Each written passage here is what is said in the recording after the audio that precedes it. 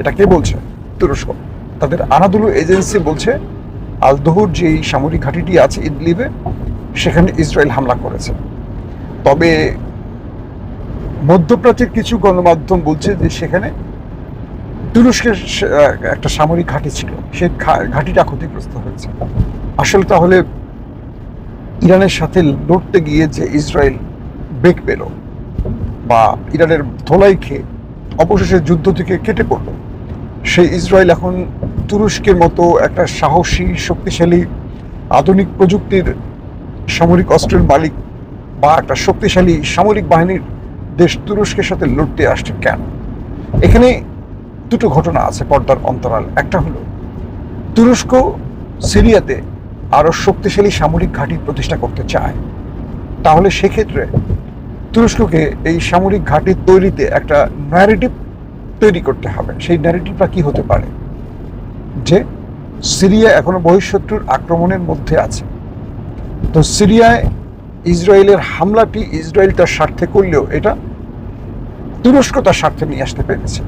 অর্থাৎ তুরস্ক এখন সিরিয়াতে আরো বড় শক্তিশালী ঘাঁটি প্রতিষ্ঠা করবে এবং আরো আধুনিক অস্ত্র আনবে এবং বিশ্ব সম্প্রদায়কে এটুকু বোঝাবে যে ইসরায়েল এই অঞ্চলে আবারও সন্ত্রাসী কর্মকাণ্ড করছে।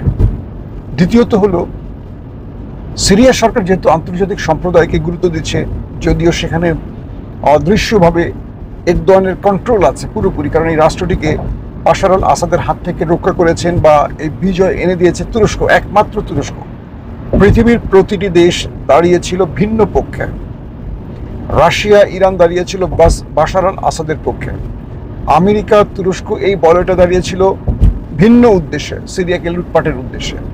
একমাত্র এরদোয়ানের তুরস্ক দাঁড়িয়েছিল এই জোলানি বাহিনীর পক্ষে, আহমেদ আল সারারের পক্ষে। তো সেই ক্ষেত্রে সিরিয়াও এক প্রকার এরদোয়ানের ইশারায় চলে, এটি বলা হয়। এবং আজকে যে সিরিয়ার আন্তর্জাতিক সম্প্রদায়ের সাথে সম্পর্ক, এটিও সৃষ্টি করে দিয়েছে এরদোয়ান। তো সেই ক্ষেত্রে সিরিয়ার মধ্যে ইসরায়েলের এই হামলাটি দুটো প্রশ্ন তৈরি করছে যে ইরানের পরবর্তী ইসরায়েলের টার্গেট হতে যাচ্ছে তুরস্ক, এবং তুরস্ক এই আক্রমণের মাধ্যমে বিশ্ব সম্প্রদায়কে এইটুকু বোঝাচ্ছে যে আমাদের সময় হয়েছে ঐক্যবদ্ধ হয়ে ইসরায়েলকে একটা বড় ধাক্কা দেয়া। অর্থাৎ সাম্প্রতিক সময় পাকিস্তান, সৌদি আরব, তুরস্ক যে সামরিক জোটটি করলো এবং এখানে আরো অনেকগুলো দেশ, ধারণা করা হচ্ছে 15টি দেশ সম্পৃক্ত হবে। এই প্রত্যেকটা বিষয়কে বৈধতা দেয়া এবং এগুলোর পক্ষে ঐক্যমত প্রতিষ্ঠা তুরস্কের একটা লক্ষ্য আছে। তবে ইসরায়েল যে সিরিয়ার ভেতরে হামলা করেছে এবং এটি যদি সত্যিকার অর্থে তুরস্কের ঘাঁটি হয়ে থাকে, তুরস্ক এই হামলার প্রতিঘাত করতে চাচ্ছে শীঘ্রই, এটা আমরা নিঃসন্দেহে বলতে পারি। কারণ তুরস্ক ছাড়বে না। তবে তুরস্ক খুব কৌশলী। তুরস্ক এই ক্ষেত্রে সিরিয়া হয়ে আক্রমণটা করতে পারে, নিজেদের নামে না। কারণ তুরস্ক এইটুকু জানে তারা ন্যাটোর শক্তিশালী পার্টনার বা রাষ্ট্র। তো আর্টিকেল 5 অনুযায়ী কোন ন্যাটোর দেশকে ভিন্ন কোনো দেশ আক্রমণ করলে ন্যাটোর সবগুলো দেশ একজোট হয়ে শত্রুর বিরুদ্ধে লড়াই করবে। এটি হলো ন্যাটোর আর্টিকেল 5-এর ধারা। কিন্তু এটুকু বলা যায় একমাত্র মুসলিম দেশ তুরস্ক ন্যাটোর। যারা আক্রান্ত হলে ধারণা করছি আমেরিকা বা ইউরোপের কেউ এগিয়ে আসবে না। তো তুরস্ক এটা ভালো করে বোঝে। তাই তুরস্ক যদি এই মুহূর্তে সিরিয়ার সাথে, ইসরায়েলের সাথে লড়াইতে জড়িয়ে যায়, আমেরিকার কারণেই হয়তো অনেক দেশ তুরস্কের পাশে দাঁড়াবে না। যদিও ন্যাটোর দেশ নয় ইসরায়েল, কিন্তু ন্যাটোর দেশ তুরস্ক হওয়ার পরও তুরস্ক এখানে সাপোর্ট পাবে না, এটি তুরস্ক বোঝে। তাই তুরস্ক এখানে খুব টেকনিক্যালি বা খুব কি বলবো হিকমতের সাথে কিছু কাজ করছে।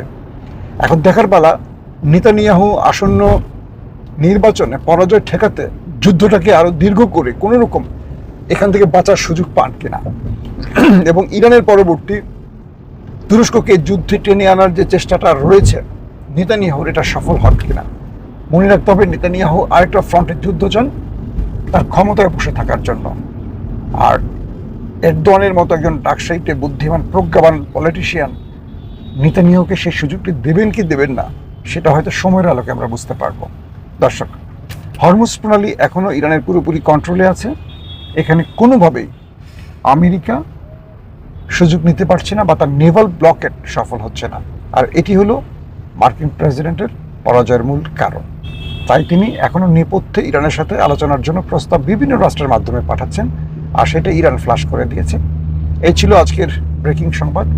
নেক্সট ভিডিওতে আপনাদেরকে আরও গুরুত্বপূর্ণ খবর পৌঁছে দেওয়ার চেষ্টা করবো। সেই পর্যন্ত প্রত্যেকে ভালো থাকবেন। আল্লাহ হাফেজ।